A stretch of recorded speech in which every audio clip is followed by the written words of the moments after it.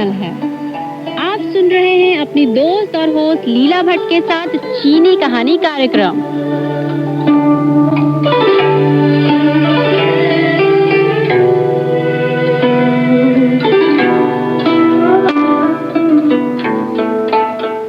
यह China radio international है और आप सुन रहे हैं अपनी दोस्त और होस्ट लीला भट्ट को। चीनी कहानी कार्यक्रम में आप सभी का बेहद स्वागत है। दोस्तों, चीनी कहानी कार्यक्रम के अंतर्गत मैं हाजिर हूँ आपके लिए लेकर आलाई की रचना खोखला पहाड़, जो कि तिब्बत के पहाड़ी इलाके में बसे एक गांव की कहानी है। तो दोस्तों, कहानी के पिछले अंक में हमने सुना था कि सुओपो यह घोषणा करता है कि गांव में अगर दोरजी कहीं भी नजर आए तो उसे सरकार के हवाले कर दिया जाए। वहीं दूसरी ओर केलसांग वांगडू का मुद्दा यह है कि गांव में कभी भी आग लग सकती है, इसलिए वह लोगों से अपने आसपास की सूखी लकड़ियों, सूखे पत्तों और झाड़ झंखाड़ को अलग करने की बात करता है, ताकि किसी भी प्रकार की कोई भी जान माल की हानि को रोका जा सके। तो दोस्तों, कहानी में आगे क्या होता है, आइए जानने के लिए सुनते हैं कहानी का शेष भाग।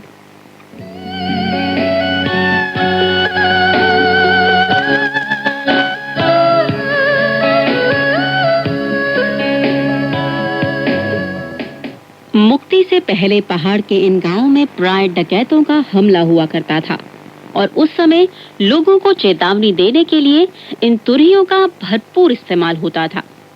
देश को मुक्त हुए 10 साल से अधिक वर्ष बीत चुके हैं और इस दौरान इनका कोई इस्तेमाल नहीं हुआ।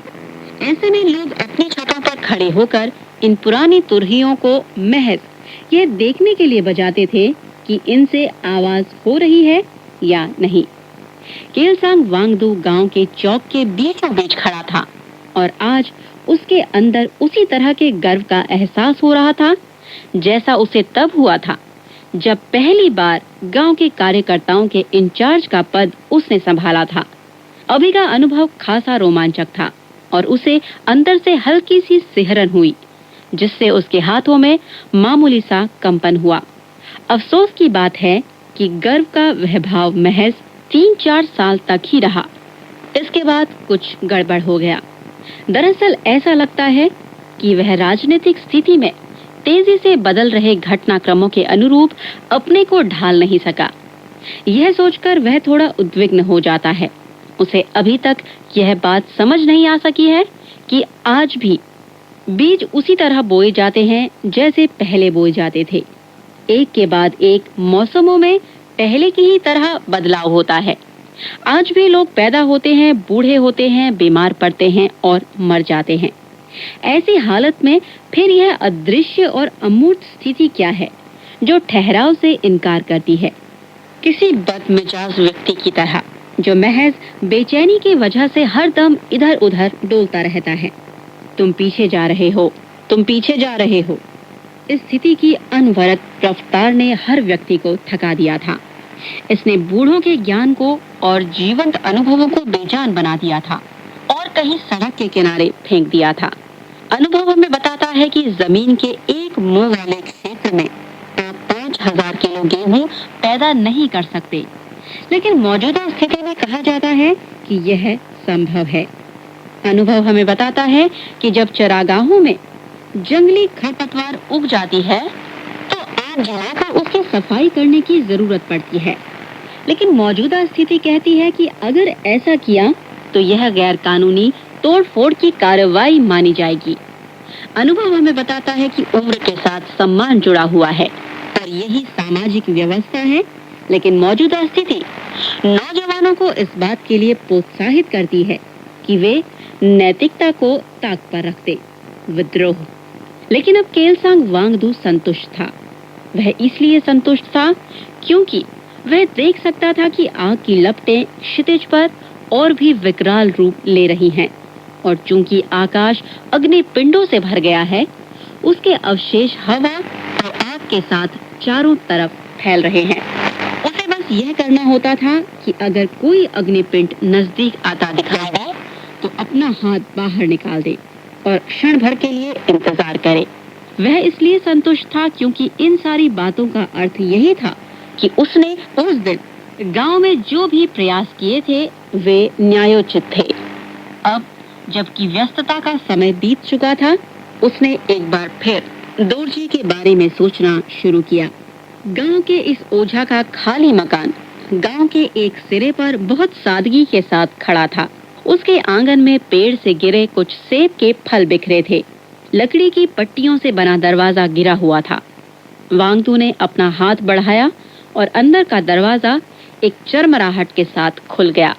बाहर से आग की आ रही लाल रोशनी ने उसके कंधों से होते हुए घर के अंदर प्रवेश किया। एक क्षण के लिए वह भूल गया कि दोरजी अपने घर का नहीं है और वह दोरजी का नाम लेकर पुकारने ही जा रहा था। फिर वह दीवार पर बिजली का स्विच टटोलने लगा। कमरे में उजाला फैल गया। पैर दबाकर वह एक कमरे से दूसरे कमरे तक घूमता रहा और उसने गौर किया कि फर्श पर जमी धूल पर पैरों के कुछ हल्के निशान हैं। वांगदू ने खुश होकर मन ही मन कहा, मैं भी एक शिकारी की आंखें रखता हूँ। मुस्कुराकर वह उन पदचिन्हों के सहारे ऊपर के कमरे तक गया। उसने गौर किया कि अंगीठी के पास जो अलमारी है उसे किसी ने खोला था। जहाँ नमक की शीशी रखी थी वह अपने मूल स्थान से हटी हुई थी और जिस जगह आमतौर पर चाकू टांगा जाता है वह जगह खाली थी। उसने देखा कि बिस्तर पर बिछी रीछ की खाल भी गायब थी और आग जलाने का उपकरण भी नदारद था। यह सब देखकर केलसांग वांगतू बहुत निश्चिंत हो गया। उसे पता था कि इन चीजों की मदद से ची गांव का कोई भी व्यक्ति बगैर किसी समस्या के जंगल में अनंत काल तक जिंदा रह सकता है। इसके बाद केलसांग वांगदू अपने खुद के घर में गया, जहाँ से उसने सुअर की चर्बी ली, आटे के नूडल्स निकाले और एक फ्लास्क में थोड़ी सी शराब ली। अगर दोरजी सचमुच घायल है तो इस समय वह शराब उसके लिए उतनी ही कीमती होगी जैसे कि सोना। अगर इसे नसादोन की जड़ के साथ मिलाकर घाव पर लगाया जाए तो गजब का फायदा होगा। वांगदू गांव से चल पड़ा। थोड़ी दूर चलने के बाद उसने एक बार पलटकर अपने पीछे देखा। सड़क से ऊपर चांद का रंग लाल हो रहा था। अपने हाथ पीछे बांधकर वह आहिस्ता आहिस्ता चांदनी रात में आगे बढ़ने लगा और गौर किया कि आग की वजह से आज चांद की रोशनी में भी वह चमक नहीं है जो आमतौर पर हुआ करती है। आग के बारे में सोचते समय वह उसकी गर्माहट को अपने गालों पर महसूस कर सकता था। उसने सोचा कि विनाश की घड़ी लगातार नजदीक आती जा रही है। उस शाम वह बड़े इत्मीनान के साथ इस तरह चल रहा था जैसे कोई महत्वपूर्ण शहरी कार्यकर्ता किसी विशेष मिशन पर गांव की तरफ जा रहा हो। उसके चारों तरफ एक अजीब किस्म की बेचैनी फैली हुई थी। पेड़ों के ऊपर चिड़िया उड़ रही थी और वे निरुद्देश्य चक्कर काटकर फिर वापस अपने घोंसलों में चली जा रही थी। जानवरों के समूह दौड़ते हुए जंगल से बाहर आ रहे थे और लाल चांदनी में थोड़ी देर घबराकर खड़े होते और कुछ देखकर चौंकते हुए फिर वापस पेड़ों के बीच लौट जाते। यहाँ तक कि दबंग समझे जाने वाले बड़े जानवर भी इस सामान्य असहज स्थिति से अछूते नहीं थे। भेड़िए किसी पागल की तरह पहाड़ी सड़क पर ऊपर नीचे दौड़ते रहते और उनकी पूंछें कुत्तों की तरह हवा में हिलती रहती। वे अपने थूथन उठाकर किसी गंध का अनुभव करते और फिर लौट जाते। भालुओं के झुंड जंगल से बाहर आकर अपने भारी पंजों से अपनी छाती पीटते दिखाई देते।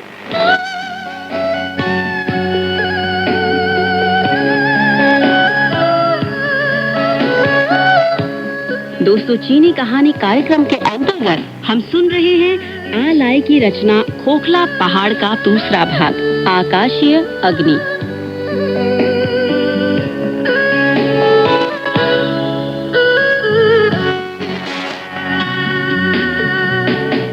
नदी से आ रही पानी की आवाज भी आम दिनों के मुकाबले ज्यादा तेज सुनाई पड़ रही थी।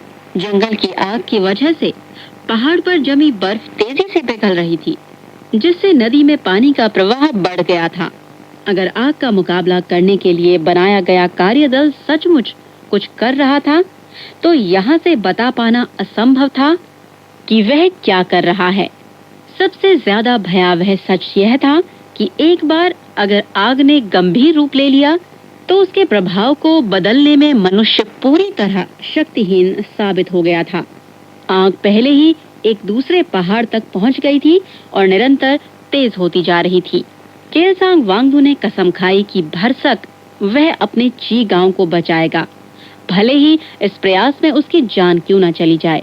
इसके बाद उसने खुद को शांत किया और दिल से बोझ उतर जाने के बाद वह हंसने लगा। उसने मन ही मन कहा, आखिर वह कौन था जिसने तुम्हें ची गांव के राजनीतिक कार्यकर्ताओं का प्रधान बनाया? वह भूल गया कि किस तरह युवाओं ने प्रोडक्शन टीम के नेता के रूप में उसकी हैसियत पर प्रहार किया, क्योंकि वह बदले हुई स्थिति के साथ चलने में नाकाम साबित हुआ। ठीक है, अगर वह मर गया तो उस पर हमला करने की जरूरत भी किसी को नहीं होगी, क्योंकि किसी मरे हुए व्यक्ति के खिलाफ संघर्ष करना बेईमानी साबित होता है। वह अभी भी दोरजी के ख्याल को अपने दिमाग से निकाल नहीं सका था। एक बार फिर वापस गांव आकर वह पुराने लामा जामकन गोनबो के घर गया। लामा के भतीजे एनबो ने दरवाजा खोला। दोनों के बीच संक्षिप्त सी बातचीत हुई। मैं यहाँ लामा से मिलने आया हूँ, अगर वह नीचे आ जाए तो बड़ी कृपा होगी, केलसांग ने कहा। जामकन गोनबो के दरवाजे पर प्रकट होते ही केलसांग ने बगैर किसी औपचारिकता के अपनी बात कही। मैं आपसे एक मदद पाने के लिए आया हूँ, कृपया बताइए कि आप मुझसे क्या चाहते हैं? लामा ने सवाल किया। दोरजी वापस आ गया है। जामकन गोनबो की आंखों में एक क्षण के लिए चमक आई, लेकिन उसने कुछ कहा नहीं। केलसांग ने आगे कहा, वह जेल से भाग गया है। इस समय जबकि हम लोग बातचीत कर रहे हैं, पुलिस हर जगह उसकी तलाश में लगी हुई है। मुझे लगता है कि वह घायल हो गया है। मैं आपसे यह कहने आया हूँ कि आप जाइए और उससे मिल लीजिए। अब लामा लोग बीमार लोगों के इलाज के लिए नहीं जा सकते, जामकन गोनबो ने जवाब दिया। अगर मैंने उसका इलाज किया तो यह माना जाएगा कि मैं सामंती अंधविश्वासों का पालन कर रहा हूँ, इसलिए मैं ऐसा नहीं कर सकता। आप अभी भी शायद मेरे प्रति कटुता पाले हुए हैं, क्योंकि मैंने सार्वजनिक रूप से आपकी निंदा की थी। जामकन गोनबो की आंखों में एक बार फिर चमक आई, लेकिन उन्होंने कुछ कहा नहीं। केलसांग ने अपनी बात आगे बढ़ाते हुए कहा, मैं ये नहीं कह रहा हूँ कि आप मेरे प्रति अपनी कटुता को भूल जाएं। दरअसल दोरजी अकेला पहाड़ों में पड़ा हुआ है और मैं उसे यूं ही नहीं छोड़ सकता। मैं बेयरफुट डॉक्टरों से इलाज के लिए कहता, लेकिन उन नौजवानों पर मेरा भरोसा नहीं है, इसलिए एकमात्र आप ही हैं जिनसे मैं यह कह सकता हूँ। इतना कहने के बाद केलसांग ने हंसते हुए एक और बात कही।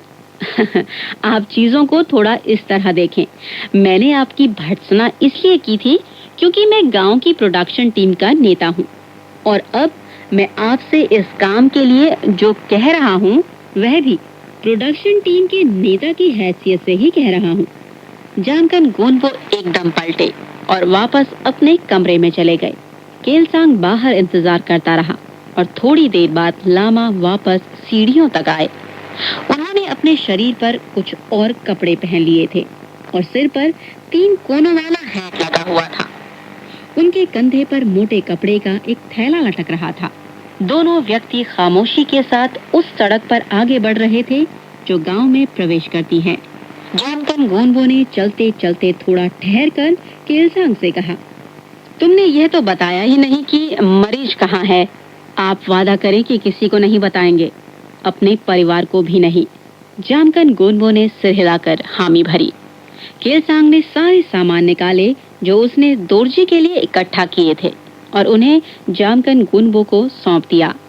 उसने यह भी बताया कि दोरजी कहाँ पर है और कहा, आप जाइए और अगर किसी को पता चल गया कि आपने क्या किया है तो आप सारा दोष मेरे ऊपर मढ़ सकते हैं। ऐसा करके मेरे प्रति आपके अंदर जो आग सुलग रही है उसकी आंच भी थोड़ी कम होगी। क्यों? जामकन गोनबो ने बहुत शांत स्वर में जवाब दिया, तुमने मेरे ऊपर भरोसा करके यह जिम्मेदारी सौंपी है, इसलिए तुम्हारे प्रति मेरे मन में जो भी दुर्भावना थी वह पहले ही समाप्त हो गई। इसके बाद लामा आगे बढ़ गए और अंधेरे में गुम हो गए। उस रात केलसांग वांगडू को अच्छी नींद आई। भोर से कुछ समय पहले उसने एक सपना देखा। इस सपने में उसने खुद को 2 अलग-अलग भूमिकाओं में पाया। पहली भूमिका में वह एक शिकारी था जो हाथ में राइफल और कंधे पर गाय की खाल का बना कंबल ओढ़े पहाड़ में भटक रहा था। वह एक रीछ के इंतजार में था। पहले भी सपने में उसने कई बार रीछ को देखा था। अपने समूचे शिकारी जीवन में रीछ ही अकेला जानवर था जो उसके राइफल के निशाने से हमेशा बचता रहा। लगातार 3 बार वह रीछ का शिकार करने में असफल रहा। सपने में उसने देखा कि उसके पांव कसकर बांध दिए गए हैं ताकि सही समय पर वह पेड़ के नीचे की ओर अपने छिपने की जगह में एकदम उछल सके। वह इंतजार करता रहा और फिर रीछ दिखाई दिया। इस बार उस रीछ ने छिपने की कोशिश नहीं की और जानबूझकर उसकी ओर बढ़ता चला गया। ठीक सामने आकर वह अपने पीछे के दोनों पैरों पर आदमी की तरह खड़ा हो गया और छाती पीटने लगा। वह बहुत दुखी तथा क्रोधित लग रहा था। उसने कहा, शिकारी लड़के, चारों तरफ हवा में आग फैली हुई है। मैं सांस नहीं ले सकता, इसलिए अपनी राइफल उठाओ और मुझे गोली मार दो। तुम जो चाहते हो वह करो। क्या ऐसा करना तुम्हारा अपमान नहीं होगा? किलसांग ने जवाब दिया, मैं यह देखना चाहता हूँ कि आज तुम्हारा पीछा करूं और तुम पहाड़ों में इधर से उधर भागते फिरो। रीछ ने कहा, बहुत अच्छा, तो ठीक है, हम एक दूसरे को अब उस समय देखेंगे जब यह विपत्ति अपना काम पूरा कर चुकी होगी।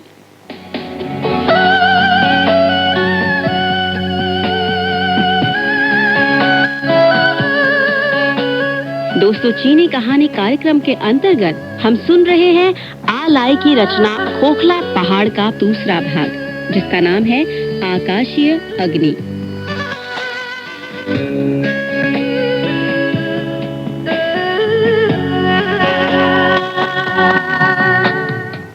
किलसांग वांगतू के पास जवाब देने का समय नहीं था, क्योंकि वह अपनी दूसरी भूमिका वाला सपना देखने लगा था। साफ शब्दों में कहें तो अब वह प्रोडक्शन टीम के नेता की भूमिका में था।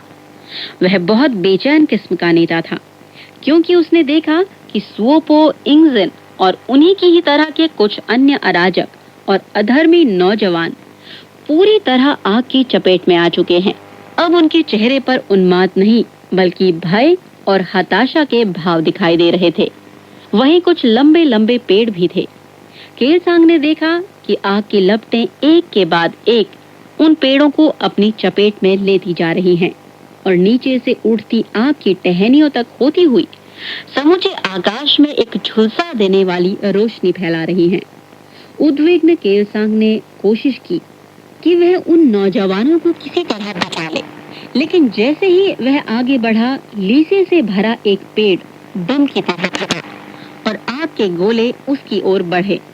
इस विस्फोट से वह आकाश में उछाल दिया गया।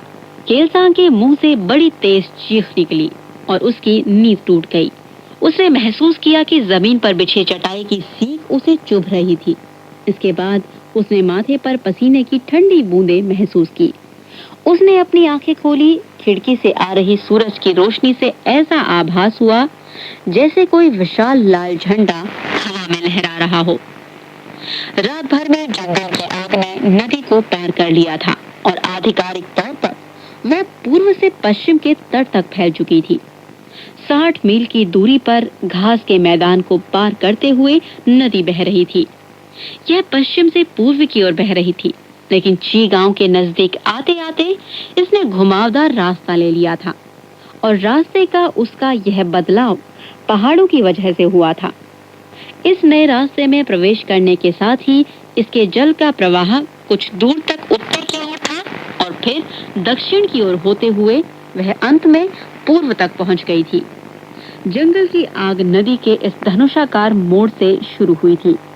यहाँ पर जंगल विशेष रूप से बहुत घना था। इस उपद्वीप के दक्षिण में जिला का सदर मुकाम था।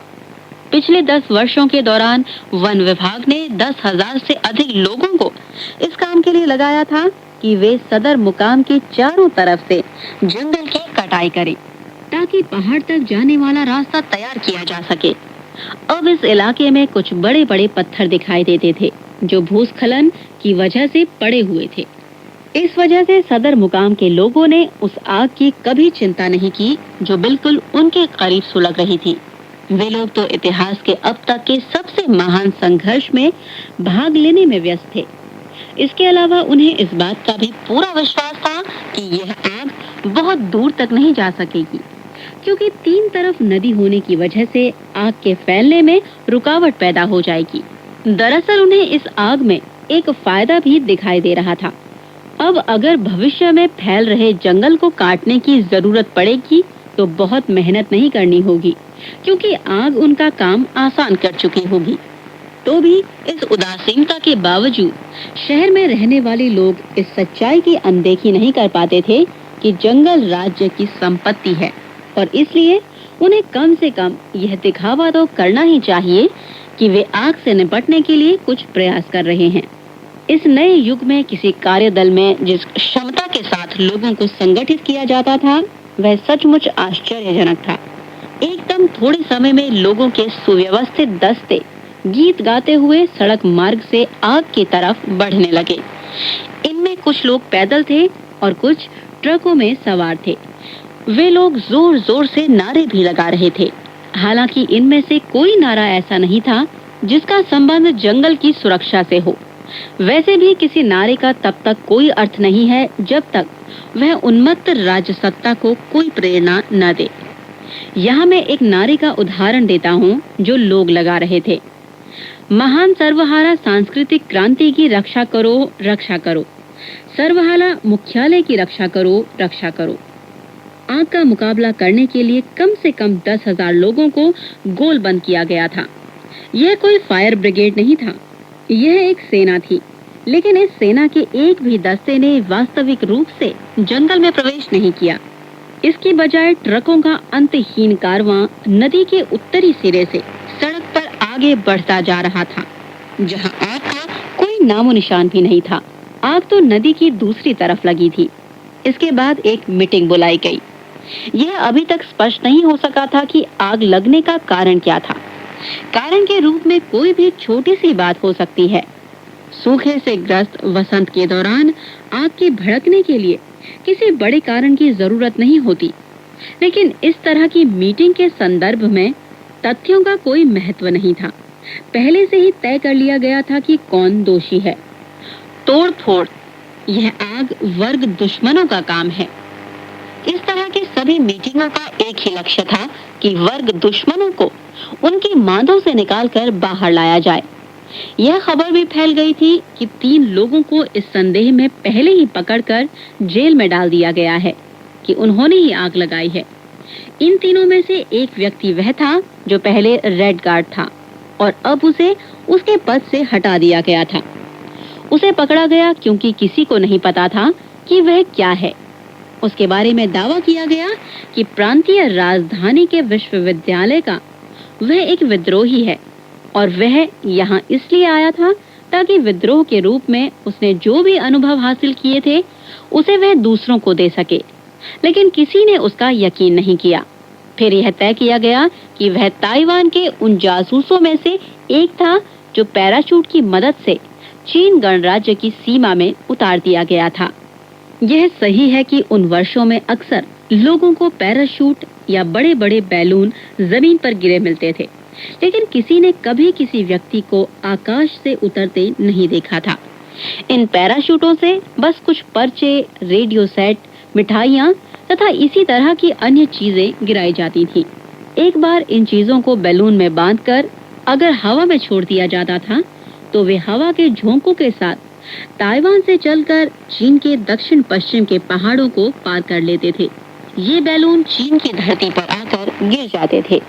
जो अन्य 2 संदिग्ध पकड़े गए थे उनके बारे में कहा जाता था कि वे मानसिक तौर पर विक्षिप्त थे। उनमें से एक सड़क निर्माण में लगा मजदूर था जिसकी पत्नी जब एक ट्रक ड्राइवर के साथ भाग गई तो वह मानसिक तौर पर विक्षिप्त हो गया। वह किसी जमाने में एक सैनिक था और उसके पास लड़ाई का भी अनुभव था। समय समय पर उसे यह सोचने की जरूरत महसूस होती कि उसने कोई अद्भुत और सुपरमैन जैसा काम को अंजाम दिया होगा। अगर कोई ट्रक सड़क पर पलट जाए तो वह दावा करता है कि उसने उसे धक्का देकर नदी में गिरा दिया। अगर किसी भूस्खलन से सड़क का कोई हिस्सा दब जाए तो वह दावा करता है कि उसने अपने बेलचे से इसे किया है और यह कि उसने उस आधार को काट दिया है जिसकी मदद से पहाड़, चट्टान और मिट्टी के ढेर उठाए रहते हैं। जब कोई सड़क बंद हो जाती है तो वह मीलों तक कतार में खड़े ट्रकों को देखकर पागलों की तरह हंसता।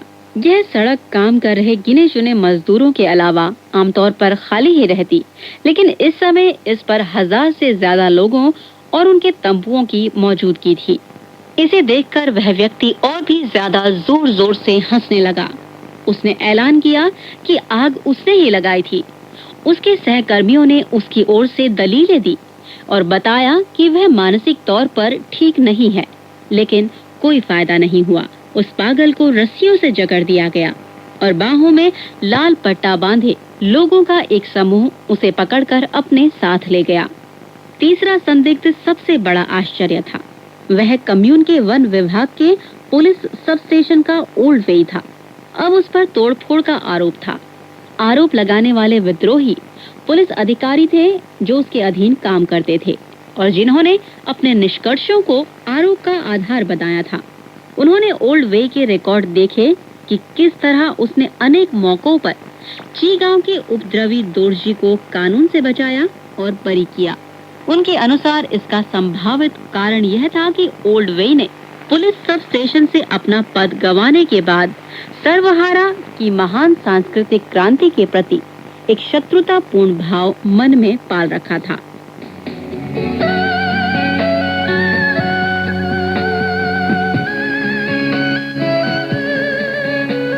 दोस्तों, चीनी कहानी कार्यक्रम के अंतर्गत हम सुन रहे हैं आ लाई की रचना खोखला पहाड़ का दूसरा भाग, जिसका नाम है आकाशीय अग्नि।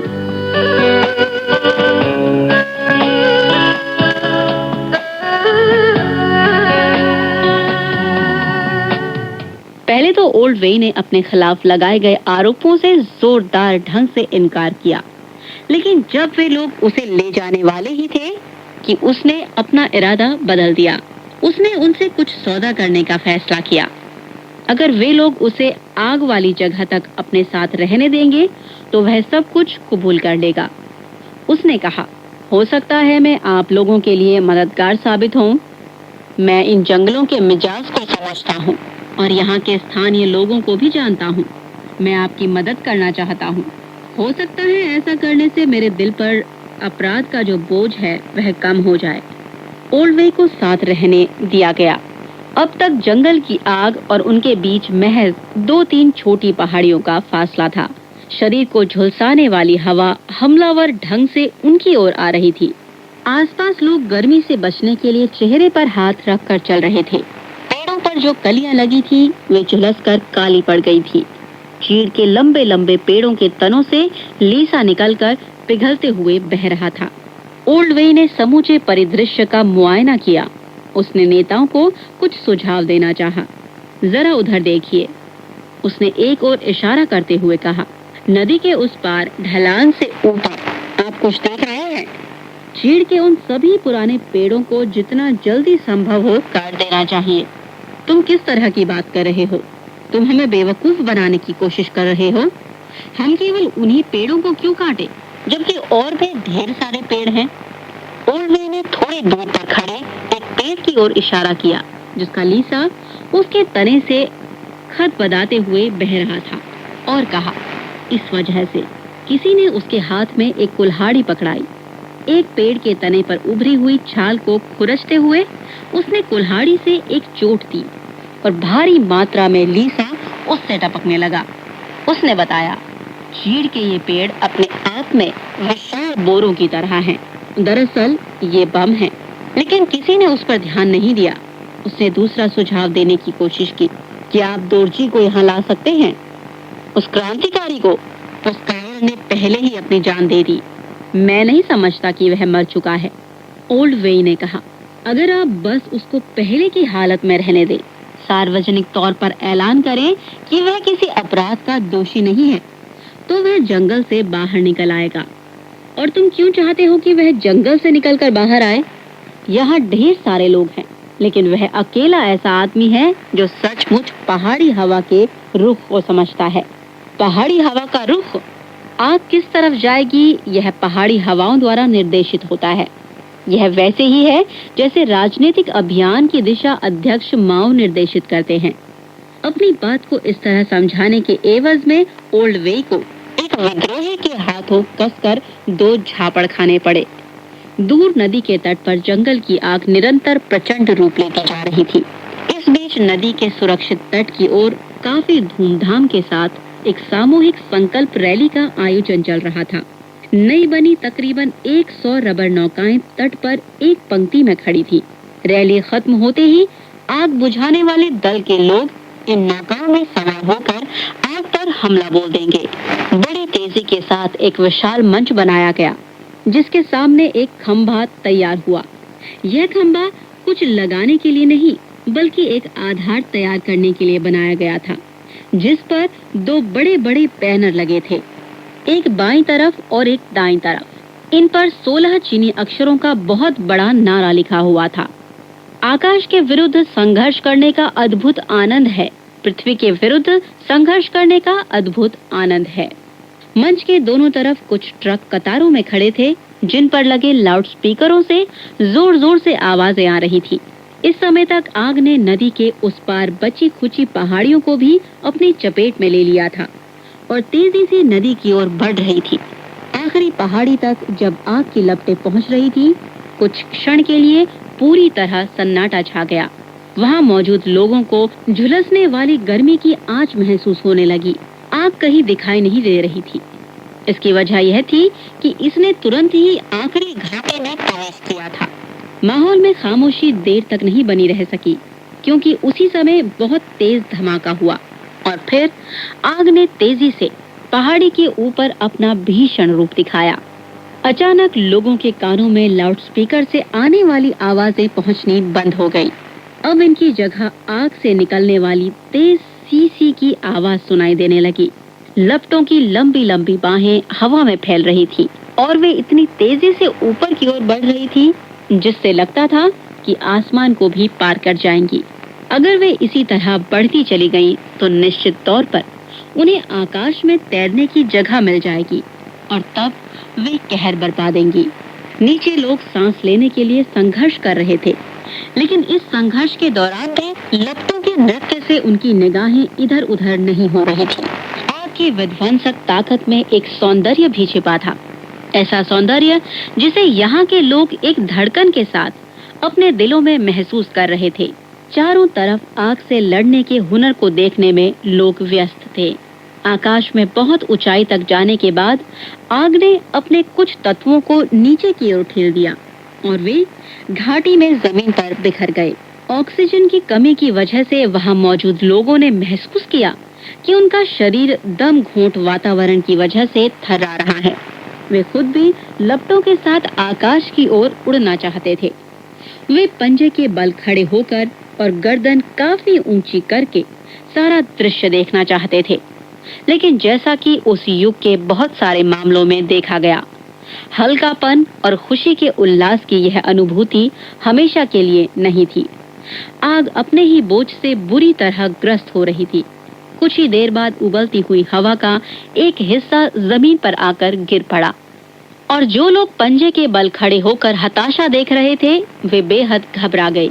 आग का शक्तिशाली कहर अब दूसरा रूप ले चुका था।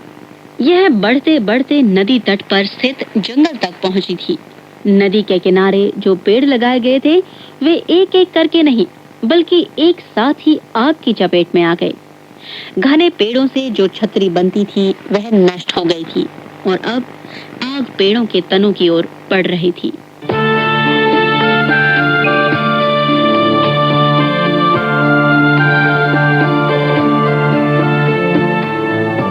तो दोस्तों, यह थी हमारी आज की कहानी।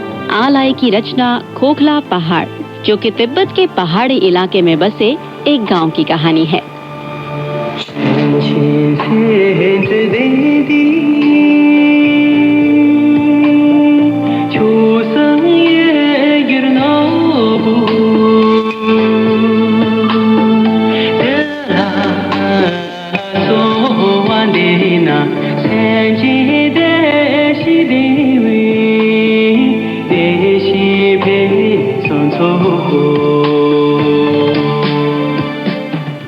तो दोस्तों, अगले अंक में फिर होगी आपसे मुलाकात इस कहानी के शेष भाग के साथ। तब तक स्वस्थ रहिए, मुस्कुराते रहिए, रखिए अपना ध्यान और दीजिए अपनी दोस्त और होस्ट लीला भट्ट को इजाजत। नमस्कार, बाय बाय, जय सिया।